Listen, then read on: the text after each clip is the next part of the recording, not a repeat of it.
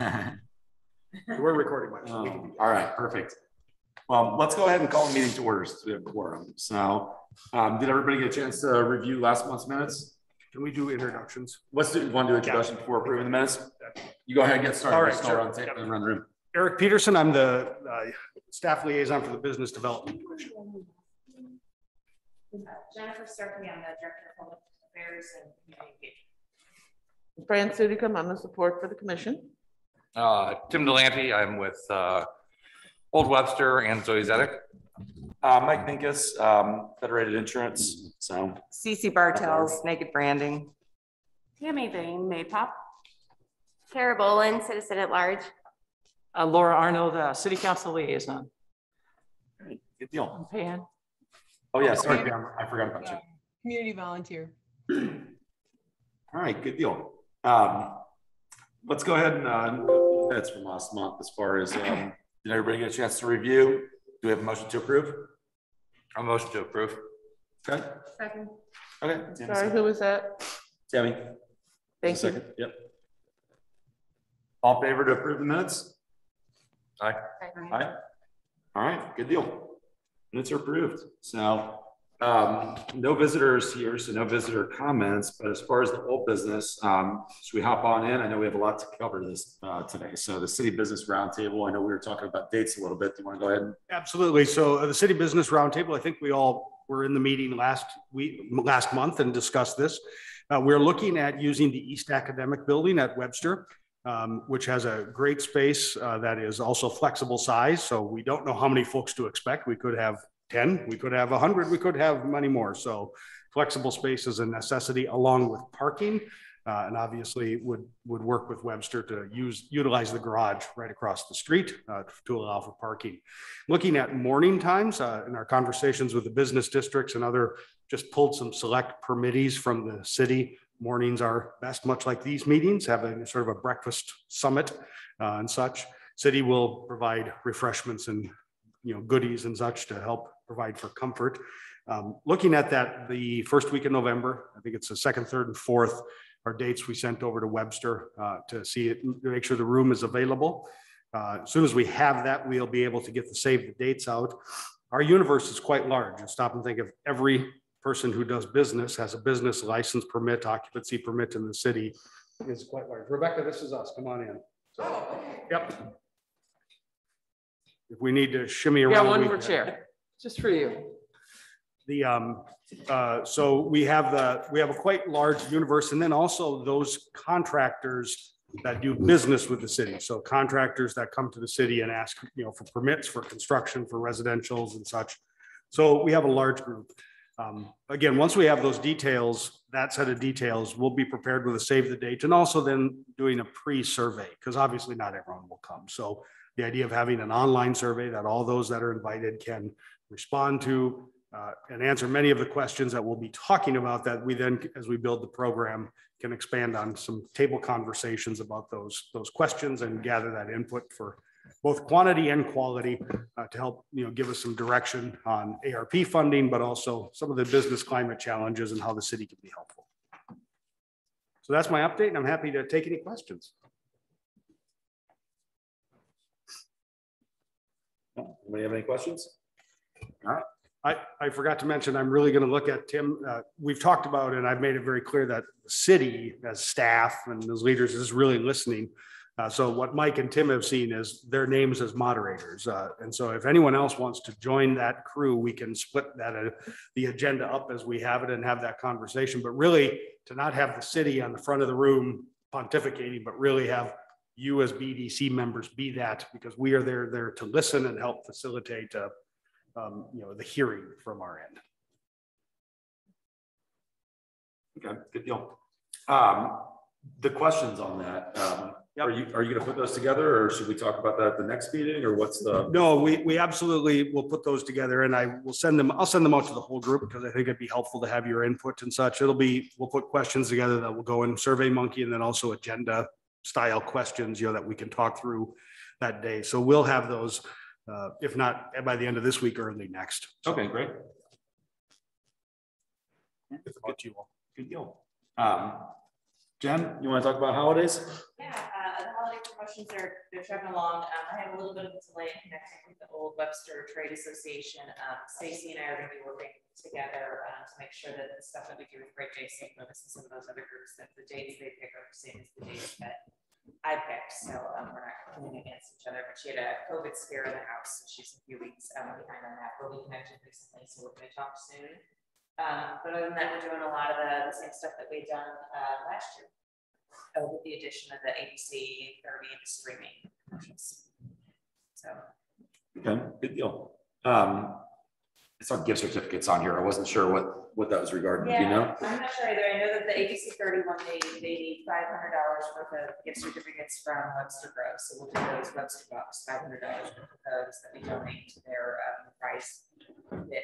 And then I know Explore Webster also does a number of holiday giveaways with gift certificates. We'll make sure that they have those throughout the season. Okay, good deal. Seems like we're trucking along on the holidays. Can I hop in there and just on gift cards? We obviously have a paper gift certificate. Webster Bucks are a paper certificate that we utilize. As we made some big technology jumps, we're looking at our cashiering system. There is the potential to move to Webster Bucks on a plastic card. So very much like a credit card and have a refillable type of gift card.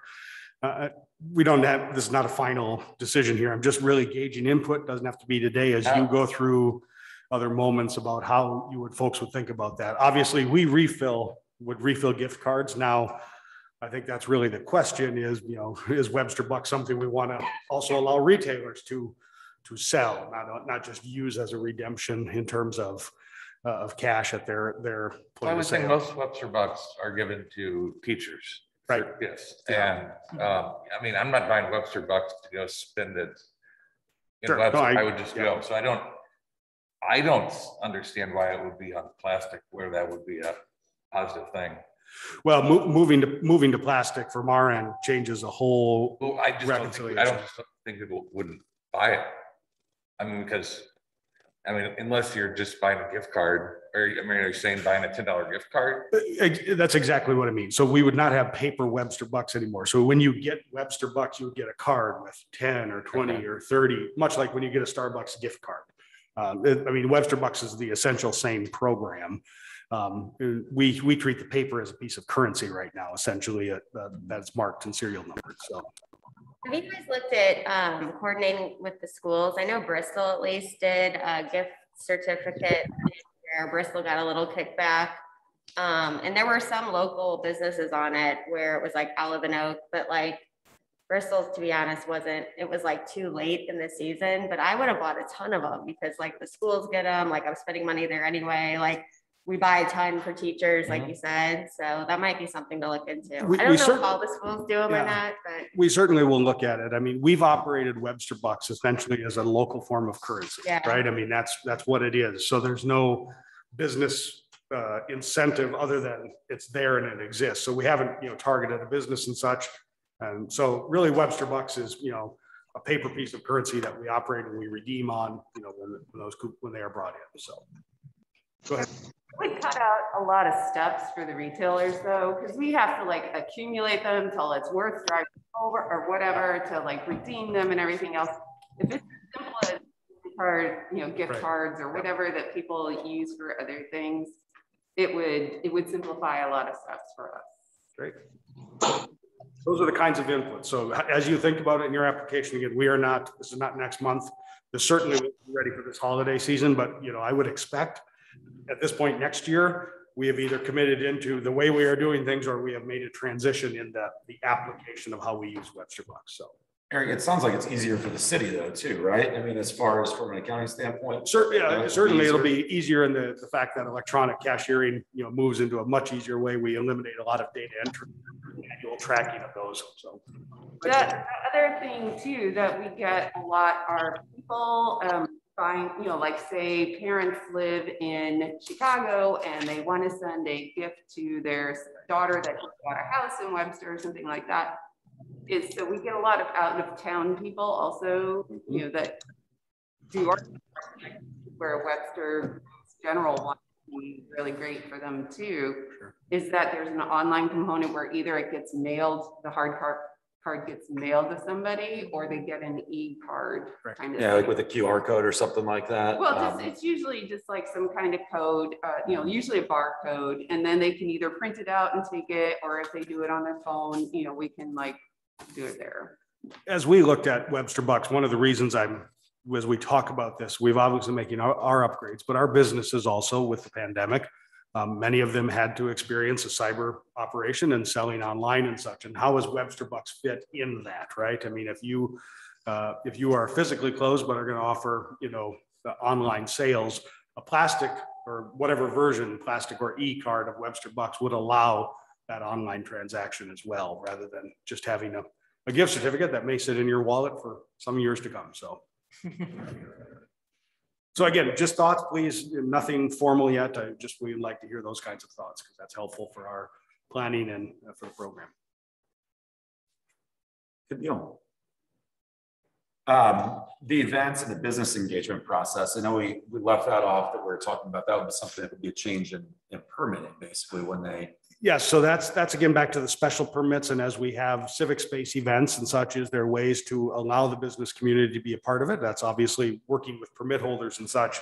That special event permit process really, as fall winds down now, we're looking at the holiday permits, and then that will transition from Mara over to me late this fall. So that is that's our period. As we look at that transition, we're going to look at that process. Special event permits likely are going to be moving to an online application as well to make it easier for the residents and consumers that want to use that. And then how do we build steps in that process to identify if there is potential for that activation? Again, this is not every event needs to have a bevy of food trucks and try to get all the restaurants to show up, but it's the right ones and in the right way with the permitted the event permittee. So that's really I would anticipate late fall, into winter conversation as we're looking at it. Okay, so the next meeting or two is probably when we'll be looking at that. I would, in fact, if it's okay with you, we've got much going on in October. I would really say let's come back in November. Yeah. Dive into that one. So Okay, that sounds good. Cece, scavenger hunt. Yeah, so I've been going to the different meetings. Tomorrow is the Old Webster one, so I haven't attended that, but everybody's pretty happy with it. It's a nice, simple idea, and I don't see any problems. What I am hearing though from these meetings is a lot of growth that's happening in Webster, and a lot of businesses are opening, and it's sort of like we're reemerging from COVID. So, and there's a lot of interesting businesses being added to Webster. So I'm going to suggest, rather than racing this out for fall, that we just do it in the spring. It can be an awakening. All the little interesting businesses will have filled in by then. And, it could just be handled in a more appropriate, slower manner. So I'm targeting a spring date, and I'll look at the calendar, and maybe we'll get on the calendar before other people. Yeah. So that's my recommendation. And I still hope that Pam and Andrew still want to be part of the fun. I'm saying yes. Good deal. All right, so we're trucking along. So next steps there, just setting up the dates probably, and then you guys working on the subcommittee for the spring. Okay, Mr. Chair, just for agenda planning, I know you just talked about the little subcommittee. Is that something, do we think in December we should put this back on for sort of a subcommittee report? Rather than every month going through. Yeah, that wouldn't hurt, but you're right. I don't think it needs to be like month by month by month, because once this thing gets pinned down, it's going to be pretty much just a subcommittee little, action. And let's say December, only because by then let's make a date. Let's choose a date, Pam, and we'll, try to get something on the calendar before the calendar fills up next year. Yeah, I don't think we usually have a meeting in December. So okay, January then, or whenever the next meeting. You think January would be fine? Not too late? Fine. No, I don't think it'll be too late. Okay. Okay. If you want to take Christmas off, I can't imagine. I know, right? A day in the holiday season, not We gotta go to all the Christmas filled. events. For Christmas and Hanukkah and everything else. so. Exactly, right? So, well, good deal. Well, so we're moving on to new business then. And so business videos for the Explore Webster page. As far as I guess new videos, Jen? Yeah, the Webster University reached out to me again, and they have that class, it's their production notes class, that's done videos in the past they've done. style in Webster, where they did boutiques eating in Webster, and interviewed a bunch of the restaurants, new restaurants, and then gardening in Webster, and they did one there. So they would like to do one for this semester. The idea that I know that we talked about in the past that I thought might be good was like sweet treats in Webster, because there's the new French bakery, there's Serendipity, there's Cravings, Cake pops. yeah, and the cake pop shop as well. You know, they could even call Froyo and see if they were interested. But so that was my idea that I had, but I wanted to bring it to this group to see if there were any other ideas of A theme. a topic that would work for many businesses. And so we seem to be on a pretty good clip with them. So I expect we'll hear from them again next semester too. So there's always something that we could do. Then I know in the past we talked about like gifts, like graduation and things like that. But yeah, so if anybody has any thoughts about the video for this semester, it would probably be done around beginning of December. It's usually when they're done. One video or two? One video. One, Yeah, we okay. just have one team this semester. I got you. Mhm. Anybody have any thoughts Well, serendipity. or ideas? Serendipity is a sweet treat, Yeah, and maybe even art of entertaining could be yeah, interesting. you know, and that's what I said, Cravings with their cakes. And everything Yeah, that they do. yeah. I think they, you know, they've been around so long that I don't think they get too much media attention, so it might be nice to give them a shout out. And then the French bakery's nice. I've been there a couple times. It's in walking distance to work, so. So It dangerous. is. It's very dangerous. Clover and the Bee does. Yeah, and then there's also that Clover and the Bee, and then Cyrano's, I know has, you know. so- Oh, yeah, they're kind of Yeah. famous for it. Yeah, there's enough places that if they didn't hear back from a few, then there's a few other ones that they could reach out to, so, I think it's a good topic. okay. Yeah, Everybody agree? sure. Yeah. And it's not on the agenda, but I also had another topic that I was hoping to bring up, with the website redesign, we'll have the Explore Webster landing page. Mhm. And I was hoping, I don't know if it would be a good subcommittee, if some people would be interested in forming a little group and working with me on that. And then being able to present it to the larger group as thoughts of what we have, so. Yeah, I think that'd be great. So, when are you wanting to present it, just as far as for a time frame? Are you thinking I about next think- month or? I think probably, if we get some ideas and we put it together, the Civic Plus will pull together a design and see what it looks like, and I think like January, that meeting, we can present that. Does everyone remember the landing page conversation about the website? Okay. Oh, well, so we right now have a consolidated city website that includes the marketing potentials for the city, the community calendars and such. When we look at government websites, and Jenny has been diving into this, it's really a best practice. People don't come to a website looking for the events in the city and want to sift through all the government agendas and the minutes and, you know, the things on the calendar, right? So it's really about creating a landing page. When people go intentionally to Webster Groves and such to land on that marketing and potential and the communication stuff, and then really have the government, you know, have not a separate website, but people can navigate to that as they look to find, you know, the basic government information. So still one website, So just different landing pages for I different will types of be able purposes. to- I believe that we've purchased the domain in the past, explorewebster.com, so that's even something where that, you know, page to point there. So there'll be some ways to almost make it look like it's on a separate website, but it'll be within the whole Webster Groves network, or actually it'll be like Webster Groves house. So it'll be easier to update, easier to stay current. Because if you look at the current Explore Webster page, it's not, there's not much going on, so. Okay. Clarification. Sorry, go ahead. I need a clarification. You said present in January. Is that after you've met with the subcommittee, or you want to meet with the After I met subcommittee? with the yeah, the subcommittee, and I would do work that we would. Prior to Yeah, January. prior to January. We need to figure out. Who's going to be on Yeah. the group? Yeah, so. I'd like to be on that I one. can be on it. Yeah. It's my business. Yeah, I could be on there too. yeah, okay.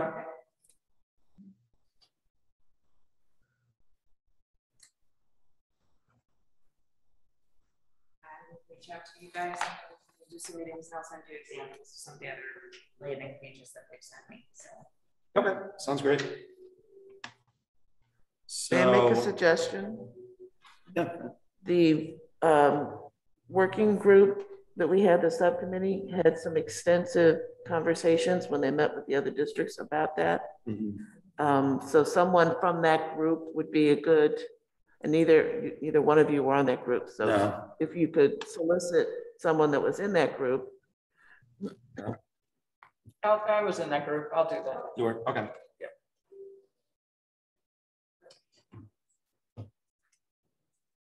Okay, good deal. Business district updates. So. Cece, you were at those last two meetings. Oh, my gosh. Sorry to put you on the spot, but if you can give us any Yeah, updates on what was going well, on. of course, I think Eric had said this before, they're pretty preoccupied with the streetscape. Sure. And I gotta say, the thing that's resonated with me that will make it clear to all of you was that the very nice woman, Heidi, she said, we've been talking about this since I had my daughter, and my daughter is now 16. So that is, she's like desperate to get this moved forward, and will do anything and everything and attend every single meeting anybody wants her to attend. So, so they had hoped to at least make a one-way street going west on Baker at Just Big Bend, Crossroads, just the right. Crossroads. So that's like their little big step that they want to achieve right away. And Chris Westermeyer, Digital Strike, said it's kind of a joke in their office how many times they hear cars screeching and brakes halting, and they kind of have a little tally, and that, you know, that's how big a problem that intersection is. So, so that's a big priority. Plus, I guess the intersection at Elm and Big Bend is being slightly reconfigured to be a little safer for people. So that's the top of their agenda. Crossroads, yeah. I would say that is their agenda. That is their actually, for agenda. Crossroads, so, yeah. And I feel sorry for them. So Yeah. if before we hop into the other ones, I'll just add some context there. Big Bend is obviously a county road. Councilwoman Arnold, Mayor Welch, others have been meeting with the county, and so the Big Bend and Elm intersection, especially with Hickson now, has really gained in the safety issues and concerns. I mean, we're adding 300 students at Hickson, and so that is a pedestrian issue. The county, in my opinion, has been a very typical county, and I used to work for a county. I get it. They are strapped for what transportation resources they have, and this has not risen to the top. So it's part of our job to help make it rise to the top, and to make that intersection really pop. They do want to go back for a grant application again, citing the safety concerns. So yeah, we've had people who have so noticed on Facebook, who's taking pictures of the kids at Big Bend and Elm? Well, that's city and county and school taking pictures to help make the safety issues noticed for that intersection. The city budget does include streetscape for Crossroads for that project, but of course, getting that intersection is a major component. And then Baker is really a piece for Crossroads. It seems the business district is quite firmly recommending, and will recommend, I think, officially to the council, to make Baker a westerly one-way. That's a really funny intersection if you can all think about it. It's you have essentially a perfect 90 and then a nice big bend slope in it, so you have this wide intersection and people don't know and such.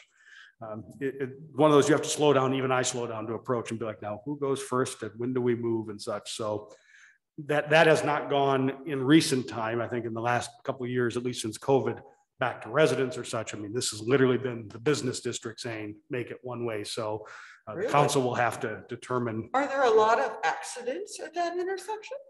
I don't know that there's an inordinate number of accidents, but there is data, anecdotal data, and also some real data about near misses and such. Yeah, So, 4 to 5 a day. yeah, 4 to 5 a day. according to people in that area. So this will have to be part of the council's discussions about are we going to quantify that data? How do we make this process? So I just want to be clear, the business district can't make that change. That's obviously a council decision and ordinance on how the streets will operate. So I don't know, Councilwoman Arnold, if you want to add anything about Crossroads, since we've been The only involved. thing I would add, thank you, Eric, because you covered it pretty well, is you should see the county has agreed to put up some temporary, well, we'll see how long temporary is, features to try and especially steer students from hanging out over the curb. That's the biggest concern right now, is that we've added so many more students to Hickson. And if you go there when they're coming and going, there are people that are going to get hit by cars if we're not careful. So you'll see some things go up that are really designed to be temporary as we try and find some funding to do something more permanent. Okay. And you're allowed to do that on a county road? The county's doing it for us. That's part of this whole, if we bother them enough, they'll do something. Squeaky wheels. Yeah. Squeaky wheel principle. What are they putting up? They're, what do they call them? French fries is the colloquial term for them, that just will be around those triangular islands that just make them slightly bigger. There's room. They did the engineering studies to make sure there's room to do that, but that just also provides a visual alert to drivers, as well as that alert to the pedestrians that you should not spill out the way we've seen them do that. There's just a tall marker and such that a period of them starts to look like a fence. It helps to create a visual barrier and a visual identification. But if somebody hits it, it'll fall right over. So there's not, it's not a barricade. Let's put it that way. Oh, okay, French fries, I got it.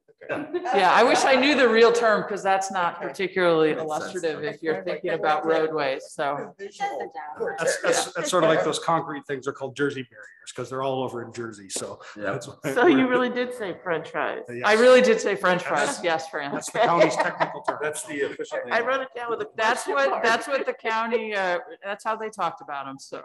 Yeah. Okay. Good deal. So that's what's going on in Crossroads. So what about Old Orchard? Anyone here? You, Well, Cece was I at. mean, I can speak to that too, Yeah, but you I were think there. all the things that are in the minutes, Streetscapes.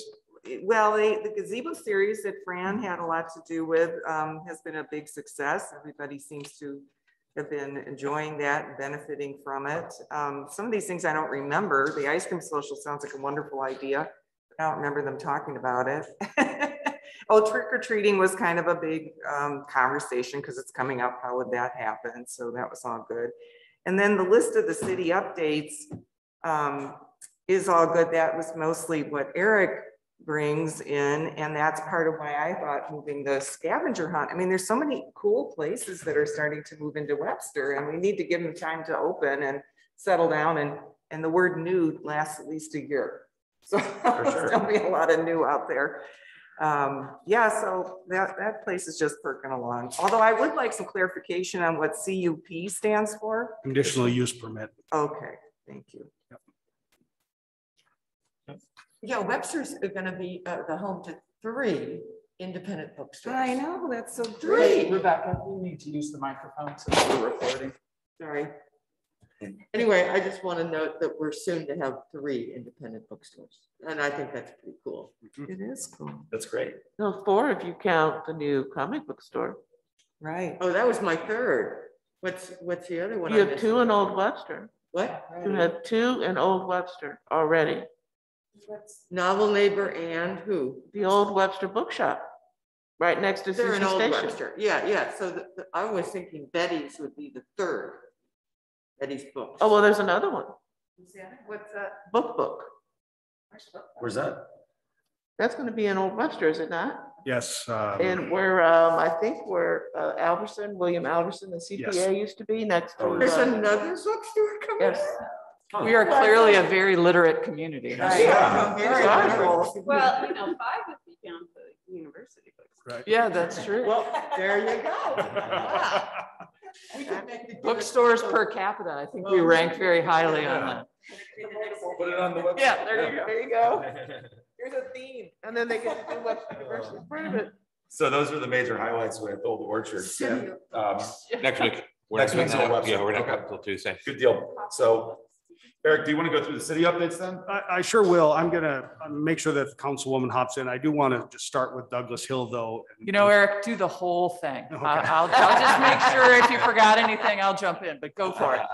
Douglas Hill is obviously going to take a lot of the city's attention here in the next few months. And so the council met this past Tuesday night and began and laid out at least its beginning steps in process on Douglas Hill. So where we are and what has to happen.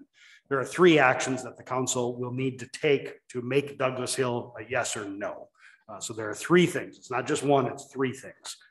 One is the zoning change for that space, and that is what the Plan Commission dealt with and voted for, so that made no recommendation. So essentially it comes to council with council do as you wish. That is the zoning change. There's also the TIF Commission and the TIF ordinance, and that is creating the public infrastructure funding for that space. That TIF Commission will meet on October 27th for its hearing, and then an action is scheduled for November 10th. Should they be ready? Obviously, the TIF Commission, if they decide to push back, they can. However, if the city wants to do this, we have to have TIF in place by the end of December. So an ordinance for TIF must be passed through the council by December 31st in order to make TIF funding happen for the development. The third item is an ordinance, what's called the development agreement. And that is the real meat of this project, and also I'm going to call them community concerns and values. And that's the contract between the city and the development and the developer about what do you want to see. So this is everything is basic of, if we're going to need a new fire truck, the developer is going to buy us a new fire truck. If we want to make sure the schools have a certain increase in funding along the way, those are kind of contractual agreements, many different things: green rooms, sustainability issues, flood control monitoring, bathrooms, prevailing wage. Take your pick of the issues that we bring into construction, and that agreement is really the meat of this conversation. So we obviously have one item out of its sort of committee process ready for the council, and that's zoning. And so zoning will start on next Tuesday, October 5th, so 2 Tuesdays, here at the council meeting that night, the public hearing. It's one public hearing, but it's going to go many dates, okay? So it was not going to just end on the 5th. We will start with presentations from the city staff who led through the zoning process, so Mara Perry and her team. The council can ask questions. We will have Mark Grimm. That's a name you'll hear a lot. He's with Gilmore Bell. He is counsel to the city. He's our lawyer in terms of the TIF and also the development agreement, making sure that the city's interests are protected and what the council decides they want in a contract and how the TIF works. Walking through parts of that process, council can ask questions, and then the developers will be here to present, as we do with all those public hearings as well, and have the council ask questions. We have asked the council to send questions in so we can start to help prepare and make sure we have answers to the real questions that are pending, because while the council's talked very abstractly, they've been very respectful of the process of those other processes moving through. Now it's the council's time. So this is really going to elevate the conversation about Douglas Hill. That process, we obviously know we have a December marker for TIF. We're going to build a process that the other two could be in that same range by the beginning of the first of the year, but I just want a huge caveat asterisk. That's up to the council and up to what the council feels they need to do with the community engagement and conversations with the community and others, and then themselves. Will we be ready in December? They may push that back. There is nothing, if we get the TIF ordinance in, we could go out to 10 years later to do the other two things. Okay, so TIF ordinances last for 10 years until if they're not started. And I want to be very clear: if the council says yes to TIF, that is not we're doing this. Again, we're doing this is all three being passed. If any one of them is not passed, and that includes if there's a referendum and it's repealed, then all the others are not effective, right? We just don't move on them. So if we say yes to TIF, but the development doesn't happen for another vote or another issue, we just never start the TIF. It's disregarded. So that's how those are all built. So I just want to let everyone know that there's how that process is going to work. In that, you will all get early next week from the city manager through our staff liaisons, me and through Fran, a memo about your questions, concerns, comments, praise, support, negative feelings, anything you as a commission and a group of the city want to say. Our deadline is going to be November 10th or that week, the same week that the TIF Commission will report their work. So we're asking sustainability, green space, the business districts. If you've got something to say to the council about Douglas Hill, this is the window we really want you to get your feelings in. You can still show up at the public hearings and comment, but written comments, real meaty suggestions, so we can build that in the process. So I would encourage us, looking at next month's agenda, we've obviously got the business roundtable, but I think if we spend time on the business roundtable and Douglas Hill, as the Business Development Commission, we can ask the developers to come to see if there are things that you as the commission want to say to the council, whether they be questions, whether they be statements in support or opposition, all those kinds of things. We're sort of giving that time window to make sure we hear from the commissions and have the council be educated in that regard. So that's a lot on Douglas Hill. I'm going to stop there and turn back and see if there's questions just on that one piece. Go ahead, Rebecca. Is the TIF transferable to a new developer 5 years from now? Is it a transferable thing? No, so it is related to the development plan that is submitted. So the TIF, and I'll explain this, there's actually within what I said is one ordinance, there's actually 3 ordinances total. And I'll explain the project. If you look at the Douglas Hill map, shows RPA 1, 2, and 3. And what that is the project area, okay? So project 1 is what has the floodplain in it. It's most of that space. It's the first things that'll be developed. And why is that first? Because obviously all that infrastructure to support what will later be the commercial section and an office building section, RPA 2 and 3. RPA 1 and the TIF plan are what have to be adopted by December 31st. And so in future years, because TIF has a time window of 23 years, and we're not going to start 2 and 3 until a year later or 2 years later, the council will have to come back and pass those other ordinances for those other 2 sections of the TIF. But unfortunately, the TIF is not. So when materially the developer or the development changes, so a material change, and that of course is litigable, but that's the word, then the TIF process has to start all over. So SG Collaborative shuts down. We don't have Douglas Hill. Next guy comes in and wants to do something, it's a new TIF process. For that site, what that means is if it's not done by December, essentially you take things down around Old Community, down towards Kirkham on the north side, all that is not going to be TIFable after December because it is in a floodplain. And I'm just giving you all the facts there about what the site looks like and where the TIF will go. I have another question. Mm-hmm. Does the city have a plan for traffic and parking and stoplights on North Gore? On North Gore. Because right now there's street parking, which is of Yes. primary concern to business owners. I think there's stoplights which would be fine for traffic control, but. So that's a great question. I think those are the questions we need to ask. I'm trying to quickly go back through the zoning project stuff. I know there is parking included within the new development. Let's mark that as a question. Let's get you answers so that we can answer that. And I will be honest, there's even questions from council still and meant for that October 5th hearing to ask the developer and the staff those specific questions. How are we going to deal with pedestrian crossing at the tracks and railroad, all those conversations, especially on the Rock Hill end of it. So. Right. I have 2 questions. Yep. Can you just pull your microphone down? Sorry, Tammy. Sure. Yep. Is the TIP for SG Collaborative, or I understand the timeline Yep. of December 31st. Is this an all or nothing for it? If we don't do that, does that mean we can't do the rest of the project? So that is the answer. The answer to that from the developer's perspective is absolutely yes. What the city has heard from Development Strategies, which is our financial examination, and those documents are online, is that the development is not feasible without that.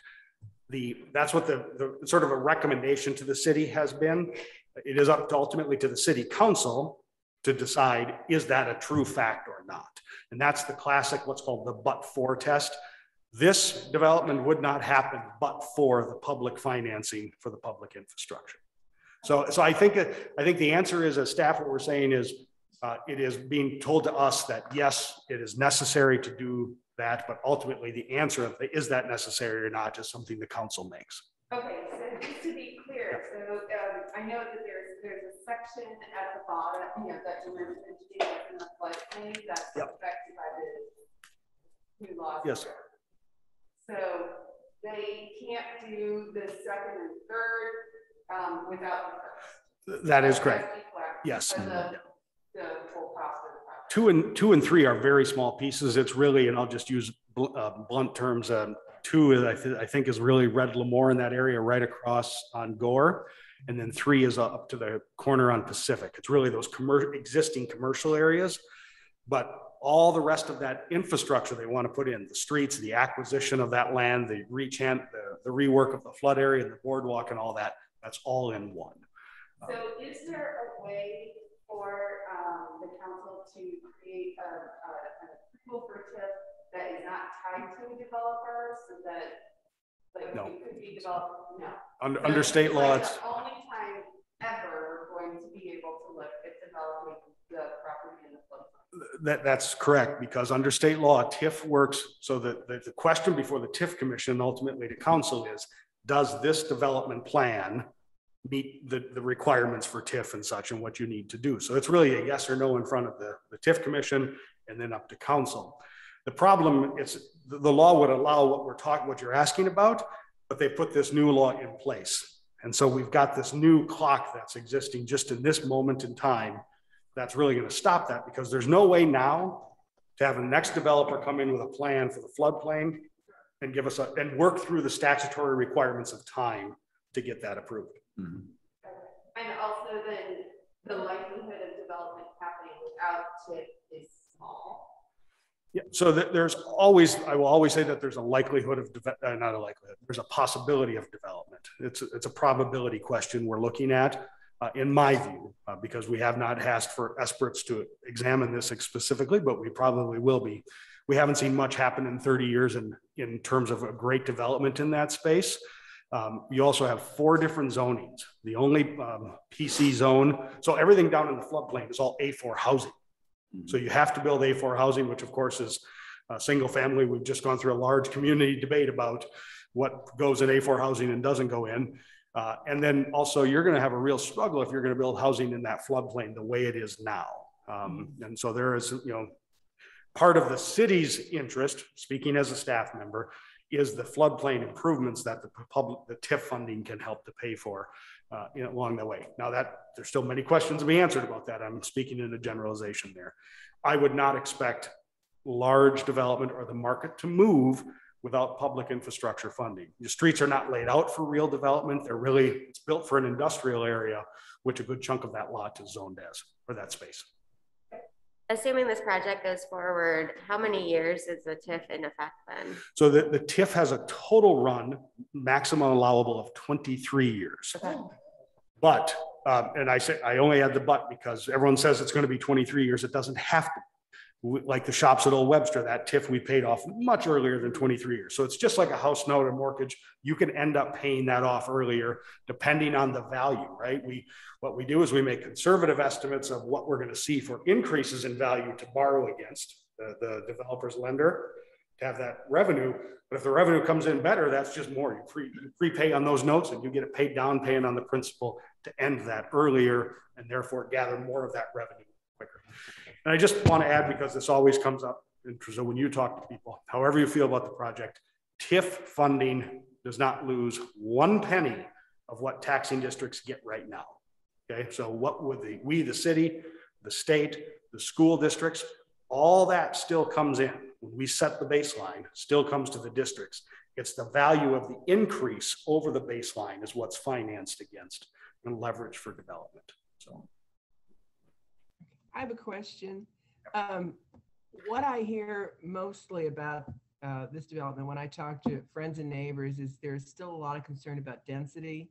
Is that, are we at the point in the development and the planning that can't be changed, or that it wouldn't be profitable somehow if it weren't as dense or the buildings weren't as high? Has that issue been resolved? So the issue about density is certainly one that we hear a lot about. Pam, I understand the question. It's not resolved and it's not final. This is part of that negotiation and really hearing that feedback and what the council has to go through with SG Collaborative.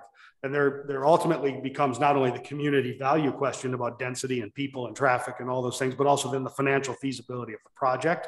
How high, how many people can you put in a space to make it viable to develop it, right? And that's goes back when we speak to, I'm not forecasting an answer here, because that's ultimately the council and Larry Chapman and Phil Halsey's job to negotiate that answer and find what is acceptable to the community, if that's doable.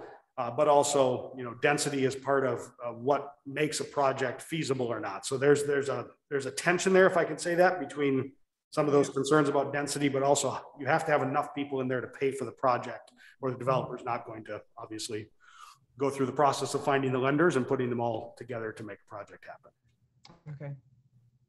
Can I just add one thing? Eric did an excellent job explaining all of this. Actually, two things. If you haven't been to the city's website page devoted to Douglas Hill, pretty much everything that has been produced for council is on that website, so you can see it, including, and there's a thing about a response to some questions from some of us about density and other options that might be available. I'm not going to telegraph what I'm thinking because we still have a lot of things to hear, but I would also encourage you all to encourage your friends and neighbors and colleagues to get in touch with us. It's easy to do through the website, the Douglas Hill page.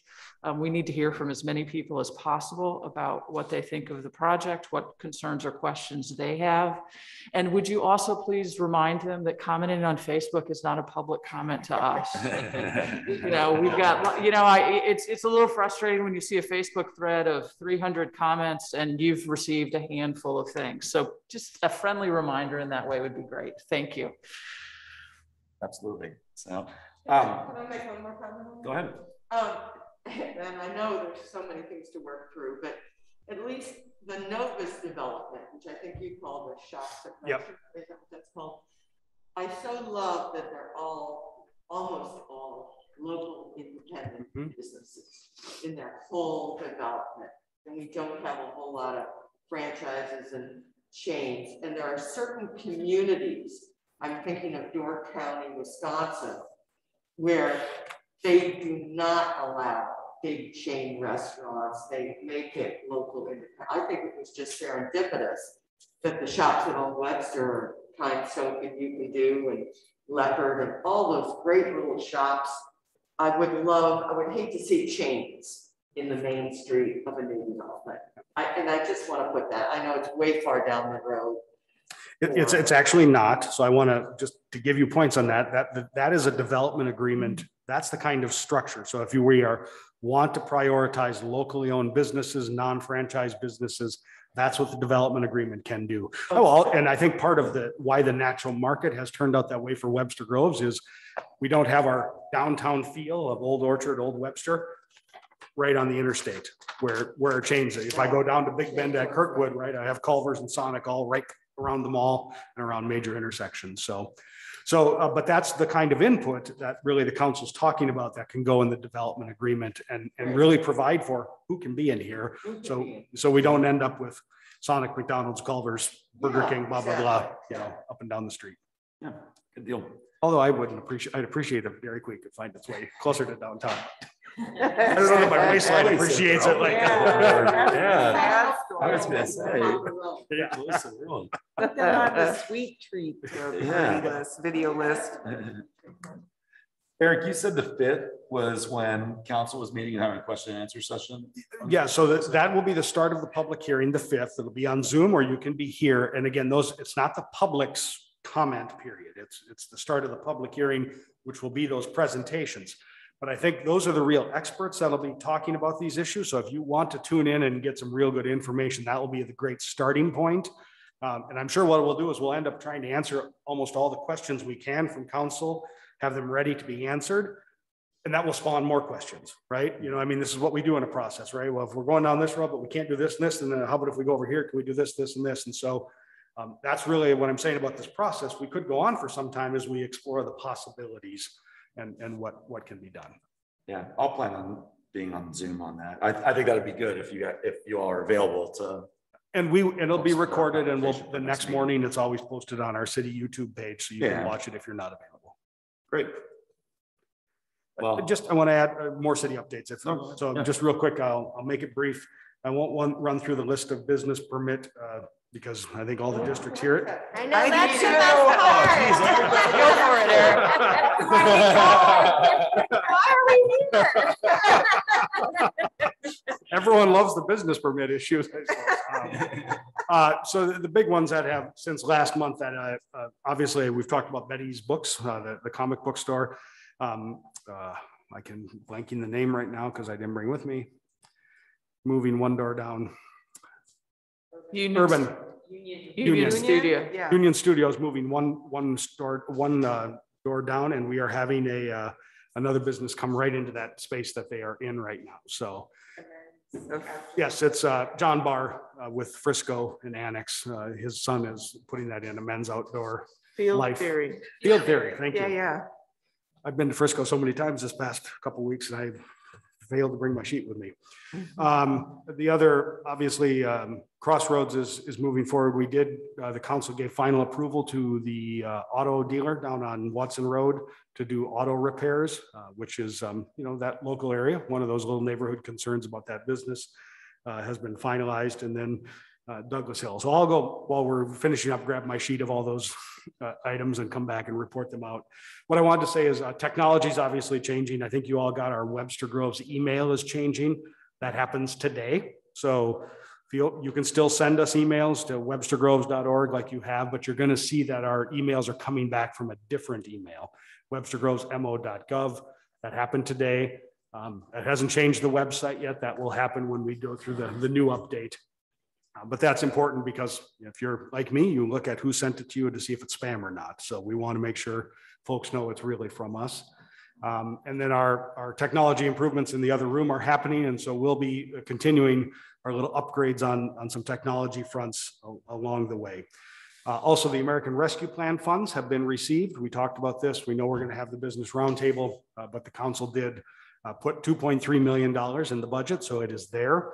And so this conversation about how those funds are used is also timely as we look at Douglas Hill. We are not under any pressure to turn around and spend that money right now in terms of our timeline. I think the real pressure is what does the community need and what do we need to respond to? That's the real pressure. But we have until the end of 2024 to spend not only this 2.3 million, but the next segment that will come in on those funds. And so we obviously will be taking those funds. Other cities in Missouri that may decide not to take the funds may cause us to have more money than the 4.6. So there are cities in Missouri that have said, you know what, we're not taking the funds. We're not going to deal with federal compliance. So they just refuse to take them. What Missouri is doing under the law is then reallocating across the population formula. I'm not talking about, I don't expect millions, but we may get an extra 10, 20, 30,000 this year, because of those. And they're generally more small rural communities in the state. So smaller amounts of money anyways, they're refusing. So. Yeah. Councilwoman, I'm sure I missed something along the way. No, I think you did a great job. I'll add a few council updates. We, as a council, are having a strategic planning retreat October 15th. All of these big issues are coalescing at about the same time. And that retreat is, part to start a strategic planning process, partially to start thinking about these ARP funds. And so there will be public input plans along the way as we move forward with that. We are in the middle of a search for a new fire chief. And so we expect that some people will be involved in some public input there as well. So that I think the advertisement closes sometime next month. So, as if there's not enough going on, let's hire a new fire chief now too. We need a fire chief, so that's an important thing. And then some thanks from the Sustainability Commission. There was a good response to the business sustainability survey. They were pleased with the number of responses. That has now gone out more broadly to residents. So if you would like to encourage people to take that sustainability survey, it's going to be open for a while. They're going to leave it open, I think, for at least 4 to 6 weeks so that they can get a higher response rate. Good deal. All right, well, our next meeting, I think we have 2 big agenda items with Douglas Hill and then with the City Business Roundtable. Anything else that anybody wants to add on to next month's agenda? I think that'll probably take up most of the time. So good deal. And then our next meeting will be October 28th. And that's all I have. So let's go ahead and adjourn. All right. Thanks, everyone. Thank you, Pam.